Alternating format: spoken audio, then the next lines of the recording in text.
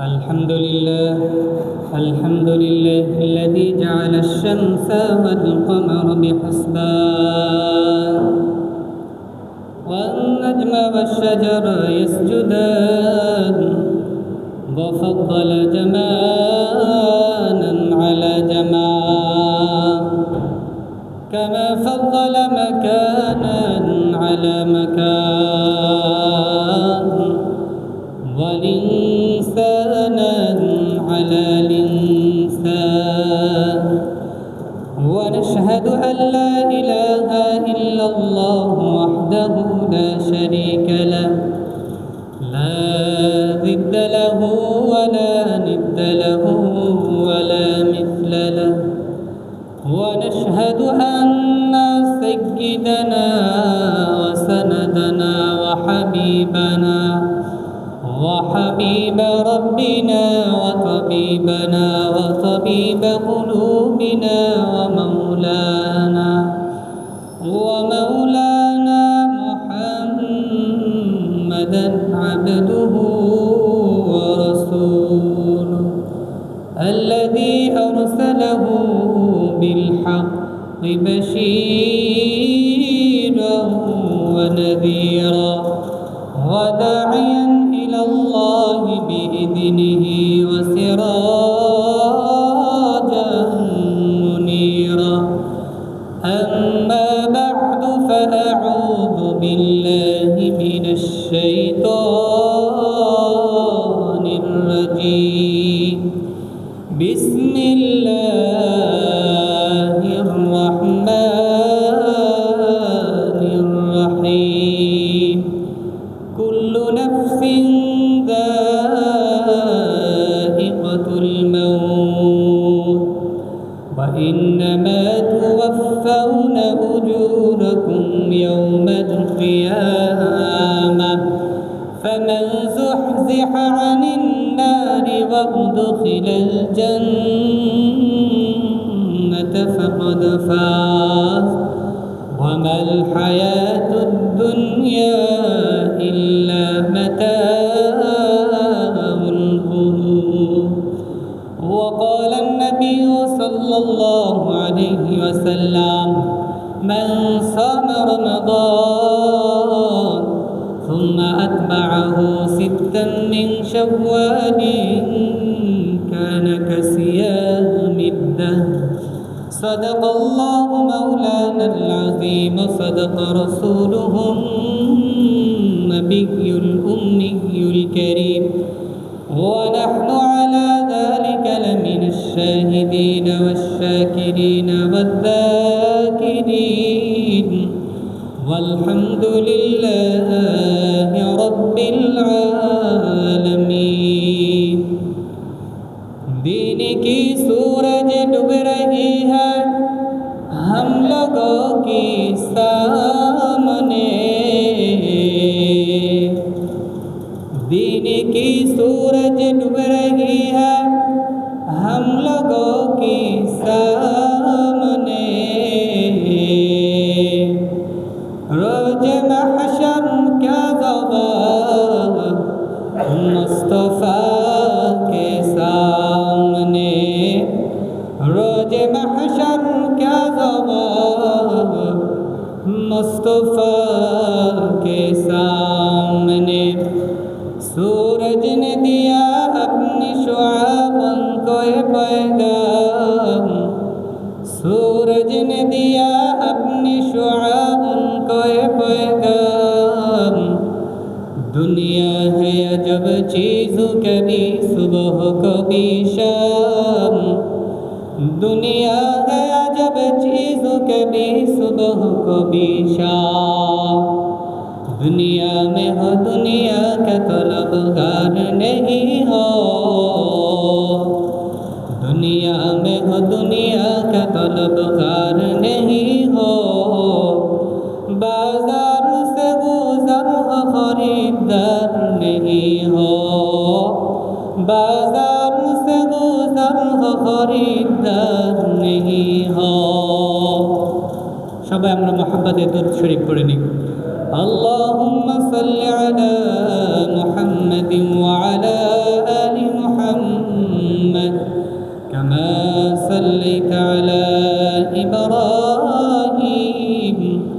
وعلى آل إبراهيم إنك حميد مجيد اللهم بارك على محمد وعلى آل محمد كما باركت على إبراهيم وعلى آل إبراهيم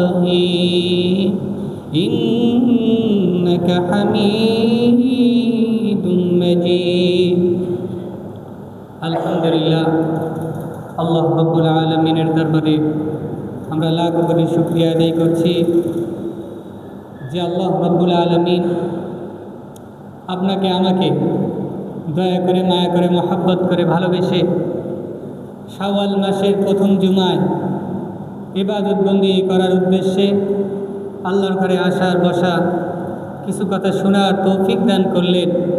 এই জন্য আমরা দিল থেকে শুকরিয়া আদায় করে বলি আলহামদুলিল্লাহ।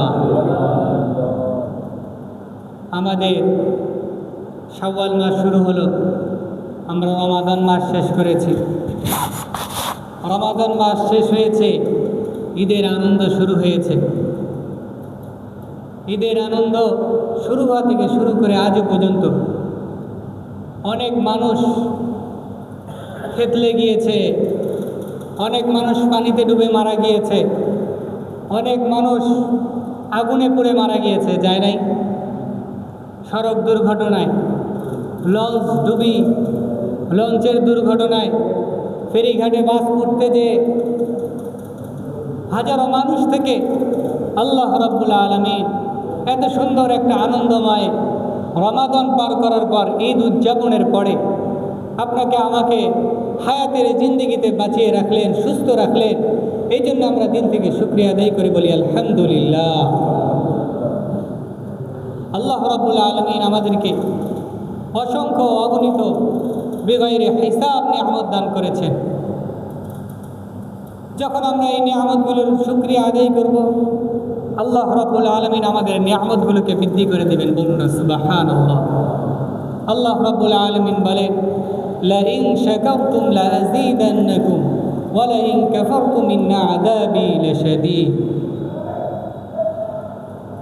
দুনিয়ার মানুষ, আমি তোমাদেরকে সতর্ক করলাম, তোমাদেরকে জানিয়ে দিলাম, তোমরা যদি আমি আল্লাহ রাব্বুল আলামিনের নিয়ামতগুলোর বেশি বেশি শুকরিয়া আদায় করো, আমি আল্লাহ রাব্বুল আলামিন যে অবস্থায় তোমাদেরকে রেখেছি, যেইভাবে রেখেছি, যেইভাবে চলাইতেছি তোমাদেরকে, তোমরা যদি এটার উপর রাজি খুশি হয়ে আমি আল্লাহর উপর শুকরিয়া আদায় করো, আমি আল্লাহ রাব্বুল আলামিন তোমাদের নিয়ামতগুলোকে বৃদ্ধি করে দেবো। বলুন না সুবহানাল্লাহ। আর যদি নিয়ামতগুলোর শুকরিয়া আদায় না করো, না শুকরি করো, অকৃতজ্ঞ হও। দেখেন আমাদের সমাজে মানুষ একবেলা খাবার খাইতে পারছে সুন্দরভাবে, আরেক বেলা সুন্দর হয় নাই কিন্তু খাবার খাইছে, কিন্তু শুকরিয়া আদায় হয় না। আমরা এটা কি খাবার?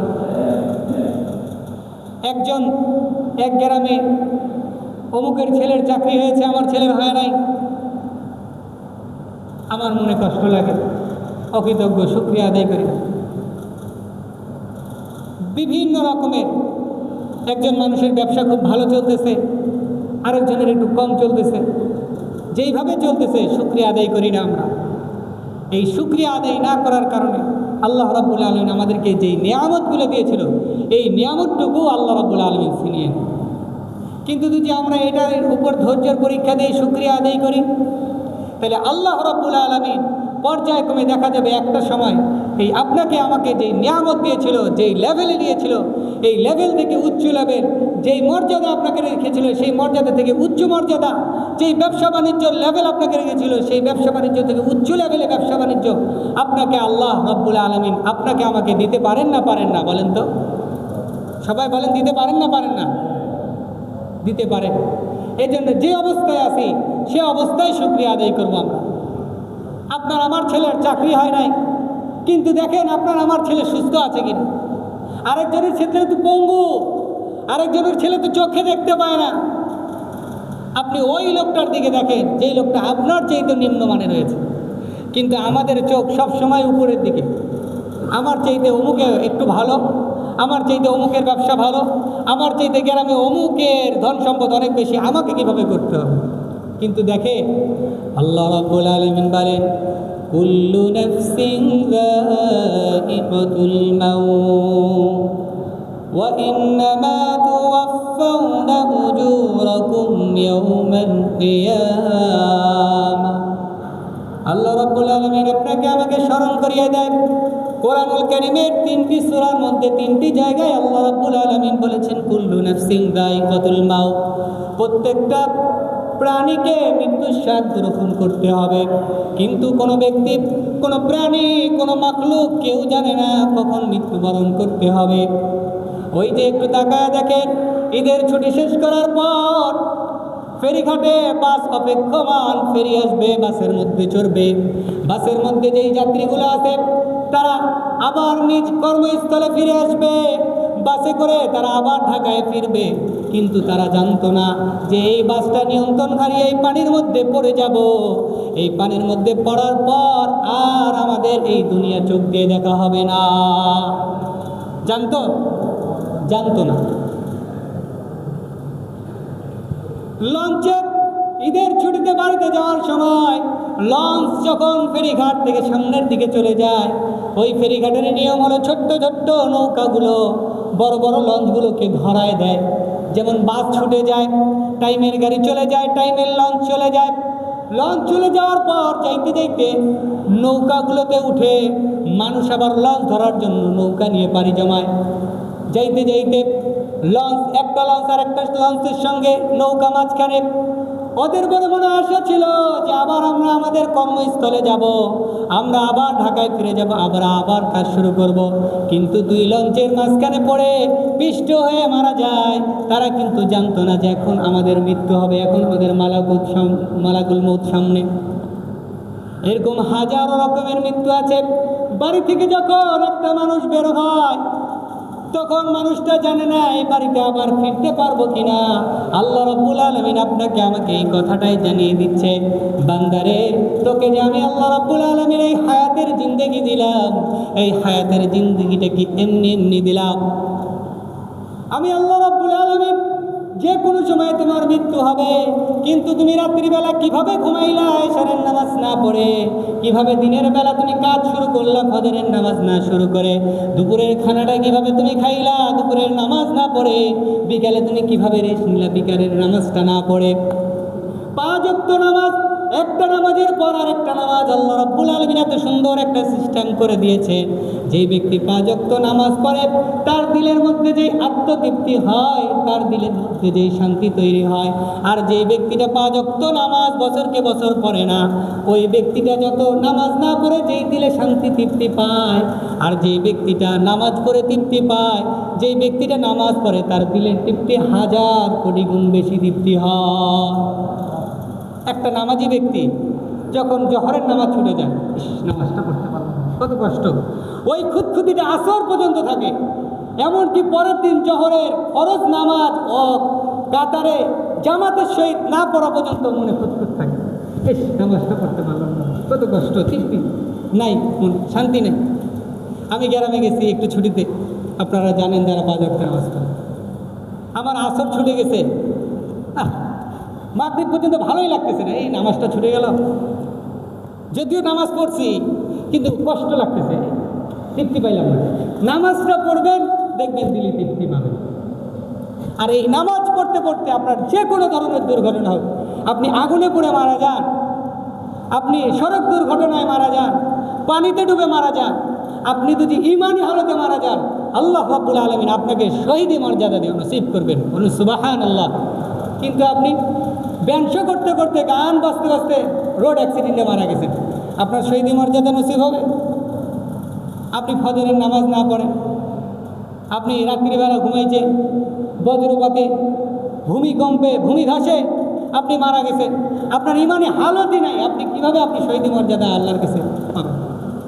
একটা ব্যক্তি যখন ইমানি হালতে মারা যাবে তখনই আল্লাহ রাব্বুল আলামিন তাকে যে কোনোভাবে, যেইভাবেই তার মৃত্যুটা হোক না কেন, আল্লাহ রাব্বুল আলামিন তাকে ইমানি মৃত্যু দান করবে।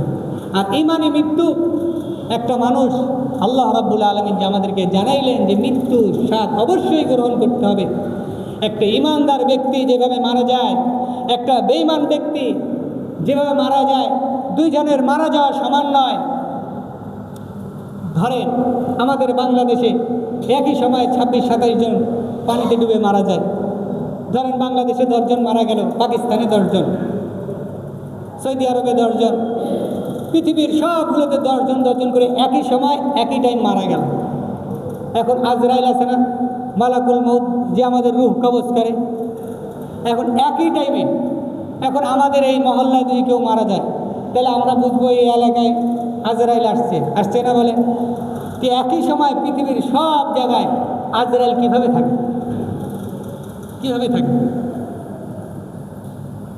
মালাকুল মউত আজরাইল একজন, কিন্তু তার আন্ডারে সহস্র কোটি কোটি ফেরেশতা কাজ করে। মৃত্যুর ফেরেশতা কাজ করে তার আন্ডারে।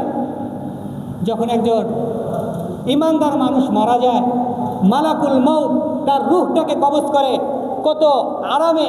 দেখেন একটা বোতল থেকে পানি যখন শেষ হয়ে যায়, শেষ পর্যায়ে পড়ে, টিপ টিপ করে 1 ফোঁটা 2 ফোঁটা পানি পড়ে।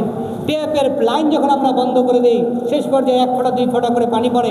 কোনো পাত্র থেকে যখন আমরা কোনো পানি ফেলে দিই, এই পাত্র থেকে পানি শেষ পর্যায়ে যখন 1 ফোঁটা 2 ফোঁটা করে পড়ে, এরকম ইমানদার ব্যক্তির মৃত্যুটা মালাকুল মউতের কাছে এমন হয়।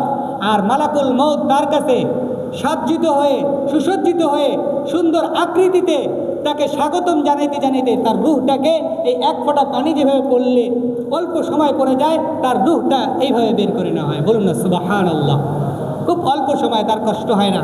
আর মালাকুল মউত মৃত্যুর ফেরেশতা যখন একজন ইমানদারের রূহটাকে কবজ করে, রূহটাকে বের করে নেয়, এক পলকও ফেলতে পারে না, তাতেই সাথে সাথে জান্নাতের ফেরেশতারা তার রূহটাকে তার হাতে নিয়ে নেয়। বলুন না সুবহানাল্লাহ। কিন্তু যখন একজন বেঈমান কাফের মুশরিকের জান কবজ করা হয়, মালাকুল মউত মৃত্যুর ফেরেশতারা সেই আকৃতিতেই আসে। তার দৃষ্টি যতদূর যায় ততদূর পর্যন্ত কালো আকৃতির, খুব ভয়ানক, যেটা দুনিয়ার ভাষায়, দুনিয়ার মানুষের ভাষায় প্রকাশ করা সম্ভব নয়। যেই মানুষগুলো মৃত্যুবরণ করছে তারাই শুধু দেখতে পেয়েছে, এত ভয়ঙ্কর আকৃতির। আর তাদের মৃত্যুতে এত কষ্টদায়ক হয়, হাদিসে এসেছে আমাদের যে লোমকূপগুলো রয়েছে, এই লোমগুলোর গোড়ায়, প্রত্যেকটা গোড়ায় একটা পেরেক মারলে কেমন কষ্ট হবে বলেন? প্রত্যেকটা লোমের গোড়ায় একটা করে পেরেক মারলে কত কষ্ট হবে বলেন? একটু কম কষ্ট হবে না বেশি? প্রত্যেকটা লোমের গোড়ায় একটা করে পেরেক মারলে কম কষ্ট হবে না বেশি? জোরে বলেন, বেশি হবে না কম? বেশি। এইবার এই পেরেকগুলোকে একটা করে উঠাইলে কত কষ্ট হবে? বেশি কষ্ট হবে না? এরকম প্রত্যেকটা লোমের গোড়ায় একটা করে যদি পেরেক থাকে, এই পেরেকগুলোকে টেনে যদি যেন উঠানো হয়, কি পরিমাণ কষ্ট হয়, তার চেয়েও কোটি কোটি গুণ বেশি কষ্ট দিয়ে তার রূহটাকে বের করা হয়। তার রূহটা বের হইতে চায় না, ভয়ে আতঙ্কিত হয়ে যায়। লম্বা হাদিস থেকে আলোচনা করলে অনেক সময় লাগবে। আমরা সব সময় এই মৃত্যুটাকে স্মরণ রাখবো। আল্লাহ রাব্বুল আলামিন আপনাকে আমাকে এত বড় একটা উদ্দেশ্য, এত বড় একটা পৃথিবী, পুরো পৃথিবী, বিশ্ব ব্রহ্মাণ্ড, এই দেখেন এত বড় কিছু তৈরি করেছেন আল্লাহ রাব্বুল আলামিন আপনাকে আমাকে, আপনার আমার খেদমতের জন্য। এই সূর্য দেখেন, এই সূর্য আপনার আমার খেদমত করে। এই সূর্য কাকে আলো দেয় বলেন? এই পৃথিবীকে আলো দেয়। পৃথিবীর আলো কে গ্রহণ করে, কে ভোগ করে? আমরা। এই চন্দ্র সূর্য আল্লাহ রাব্বুল আলামিন আপনার আমার জন্য তৈরি করেছেন। প্রথম আসমানটা সাজিয়েছেন তারকারাজি দিয়ে, গ্রহ নক্ষত্র দিয়ে আপনার আমার জন্য। এই পৃথিবীতে গাছপাতা, তরুলতা, বৃক্ষ, যত কিছু ফল ফলাদি, ফসল, এই সব কিছু আপনার আমার জন্য আল্লাহ রাব্বুল আলামিন তৈরি করেছেন। আল্লাহ রাব্বুল আলামিন সমুদ্র তৈরি করলেন। এই সমুদ্রের মধ্যে হাজারো মাখলুক, আপনি আমি মাছ, এই আল্লাহ রাব্বুল আলামিনের নিয়ামত গ্রহণ করি, ভক্ষণ করি। হাজারো রকমের নিয়ামত, গরু, ছাগল, মুরগি, সব কিছু আল্লাহ রাব্বুল আলামিন আপনার আমার জন্য তৈরি করলেন। সব কিছু তৈরি করার পর আল্লাহ রাব্বুল আলামিন জানিয়ে দিলেন, ও আমার বান্দারা, এই দুনিয়াতে যত কিছু আমি তৈরি করলাম, যত কিছু বানাইলাম, যত কিছু দিলাম, এগুলো সব তোদের জন্য, সব কিছু বানাইলাম তোমাদের জন্য। কিন্তু আমি আল্লাহ রাব্বুল আলামিন লাকাদ খালাকাল ইনসানা ফি আহসানি তাকওয়িম, আমি সুন্দর আকৃতিতে আমি আল্লাহ রাব্বুল আলামিন কুদরতি হাত দিয়ে তোমাদেরকে এত বড় একটা উদ্দেশ্য নিয়ে বানাইলাম, এত সুন্দর আকৃতি দিয়ে তোমাদেরকে বানাইলাম। তোমাদেরকে বানাইছি এমনি এমনি না, তোমাদেরকে বানাইছি আমি আল্লাহ রাব্বুল আলামিনের জন্য। বলুন না সুবহানাল্লাহ। এই চাঁদটাকে আল্লাহর জন্য বানায় নাই, সূর্যটাকেও আল্লাহর জন্য বানায় নাই। এই পৃথিবীর মধ্যে এত সুন্দর সুন্দর ফসল, এত সুন্দর সুন্দর ফল, এত সুন্দর সুন্দর ফুল, এত সুন্দর সুন্দর বৃক্ষ, এত সুন্দর সুন্দর সাগর, এত সুন্দর সুন্দর পাহাড়, এই সবগুলো আল্লাহ রাব্বুল আলামিন আপনার আমার জন্য বানাইলেন। বানানোর পর আল্লাহ রাব্বুল আলামিন জানিয়ে দিলেন এগুলো হলো সব তোমাদের, আর তোমরা হলো আমি আল্লাহ রাব্বুল আলামিনের। কিন্তু আমরা আল্লাহ রাব্বুল আলামিনের হইতে চাই না। একে ধরে রাখো, আমরা আল্লাহ রাব্বুল আলামিনের হইতে চাই না। আল্লাহ বলল, বান্দা তোরা আমার হ, পৃথিবীতে সব তোদেরকে দিয়ে দিলাম। যদি তোমরা আমার গোলামি করতে পারো, আমার দাসত্ব করতে পারো, পুরো পৃথিবীকে তোমাদের গোলাম বানিয়ে দেব। দেখেন, ওমর রাদিয়াল্লাহু তাআলা আনহু অর্ধ জাহানের খলিফা ছিলেন। তিনি শাসন করছে নীল নদ, সৌদি আরব থেকে অনেক দূর। নীল নদ পানি দেয় না, কথা শুনে না। আল্লাহ রাব্বুল আলামিন পুরো পৃথিবীকে তার অধীনে করে দিলেন। নীল নদের কাছে চিঠি গেল, নীল নদ পানি দেওয়া শুরু করে দিল। নবীজি সাল্লাল্লাহু আলাইহি সাল্লাম বহু দূরে যুদ্ধে নবীজি সাল্লাল্লাহু আলাইহি সাল্লামের সাহাবা আজমাইনদেরকে পাঠাইলেন। আল্লাহ রাব্বুল আলামিন বাতাসকে নবীজি সাল্লাল্লাহু আলাইহি সাল্লামের অনুকূলে করে দিলেন। নবীজি সাল্লাল্লাহু আলাইহি সাল্লাম মেম্বার থেকে দিক নির্দেশনা দিচ্ছেন, ওই দূর পর্যন্ত সাহাবা আজমাইনরা নবীজি সাল্লাল্লাহু আলাইহি সাল্লামের দিক নির্দেশনা শুনতে পাচ্ছেন। মুসা আলাইহিস সালাতু ওয়াস সালাম আল্লাহ রাব্বুল আলামিনের কথা অনুযায়ী আল্লাহ রাব্বুল আলামিনের দ্বীনের দাওয়াত দিয়েছিলেন। নমরুদ কথা শুনে নাই, যাকাত দেয় নাই, ফেরাও কথা শুনে নাই, নমরুদ কথা শুনে নাই। মুসা আলাইহিস সালামকে আল্লাহ রাব্বুল আলামিন জমিনকে তার অধীন করে দিলেন। নমরুদকে বলল ধর, তাকে ধরা শুরু করলো। মাটি আস্তে আস্তে তাকে গ্রাস করে দিল। এখনো পর্যন্ত যদি আমরা সেরকম ঈমান তৈরি করতে পারি, সেরকম আল্লাহকে রাজি খুশি তৈরি করতে পারি, আমরা যদি আল্লাহর হয়ে যাই, এই পুরো পৃথিবীকে আল্লাহ রাব্বুল আলামিন আমাদের জন্য করে দিয়েছেন, আমাদের অধীন হয়ে যাবে, আমাদের খেদমত করবে। যে কোনো জিনিস এরকম বড় বড় মসজিদে তো নবী সাহাবা আজমাইনদের ছিল, কিন্তু আমাদের ছোট্ট ছোট্ট একটা দোয়া, এটা আল্লাহ রাব্বুল আলামিন ফিরাবে না। আমরা কোনো কিছু চাইবো, এটা ফিরাবে না। কোনো কিছু আশা করবো, এটা ফিরাবে না। যদি আমরা আল্লাহর হয়ে যাইতে পারি, আমরা যদি বড় বড় পৃথিবীতে অনেক বড় বড় সুন্দর সুন্দর কাজ আছে, আমরা যদি আল্লাহর হয়ে যাই, যে এমুক জায়গায় একটা টেন্ডার আছে, এটাতে যদি আমার নাম দেয়, এটা ওঠার চান্স আছে। আমার ছেলে অমুক জায়গায় পরীক্ষা দিবে, আমি আল্লাহর যে ইবাদত বন্দেগী করি, আমি যদি আল্লাহর কাছে দোয়া করি, আল্লাহ সেটা করে দিবে। আমরা যদি আল্লাহর হয়ে যেতে পারি, যে কোনো আশা আকাঙ্ক্ষা, যে কোনো চাওয়া পাওয়া আল্লাহ রাব্বুল আলামিন এটা সহজ করে দিবে। কাজেই আমরা সদা সর্বদা মৃত্যুকে স্মরণ রাখবো এবং ইবাদত বন্দেগীর মাধ্যমে থাকবো। তাহলে যে কোনো পর্যায়ে, যে কোনো সময় মালাকুল মউত যদি আসে, তাহলে আমাদের মৃত্যুটা হবে ইমানি মৃত্যু। আর ইমানি মৃত্যু কবরে যাওয়ার সাথে সাথে আমাদের জান্নাতের ফয়সালা তখন থেকেই শুরু হয়ে যাবে। যাই হোক, আল্লাহ রাব্বুল আলামিন যে বিষয়ে আলোচনা করা হলো, সে বিষয়ে আমল করার আমাদের সকলকে তৌফিক দান করুন। সবাই বলি আমিন। আখির দাওয়ানা আলহামদুলিল্লাহি রাব্বিল আলামিন। যারা সুন্নাত নামাজ পড়ি নাই, কেবল জিম্মা ছাড়া